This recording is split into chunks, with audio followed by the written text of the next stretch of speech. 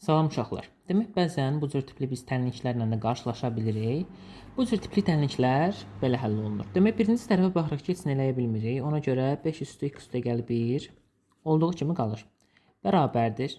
Bu 5-də 1 baxırıq ki, bunu 5 üstü mənfi 1 şəklində yaza bilirik. Yəni tam ədədlər bölməsindən də bilirik ki, 5 üstü mənfi 1 ədədin tərsi deməkdir. Yəni 5-də 1 deməkdir. Üstdəki ifadə olduğu kimi qalır. Yəni x çıxılsın 2. Burada mənfi var. Demək, bu vurulub açılmalıdır da, düzdür.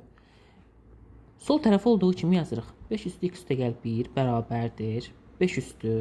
Gəlin vuraq açaq görək. Mənfi 1 x-ə vuranda eləyir mənfi x. Mənfi 1 mənfi 2-yə vuranda da müsbət 2. Baxırıq ki, bunlar əsassız da, düzdür. Demək, əsaslar bərabərdirsə, qüvvət üstləri də bir-birinə bərabər olmalıdır. Yəni, x üstə gəl 1 ilə mənfi x üstə gəl 2 bir-birinə bərabər olmalıdır. X-ları bir tərəfə, ədədləri bir tərəfə keçirək gəlin. X üstə gəl x bərabərdir 2 çıxılsın 1-ə. 2x bərabərdir 1-ə. Buradan da x nəyə bərabərdir? 2-də 1-ə. Onda x bərabər olar 0, onda 5-ə.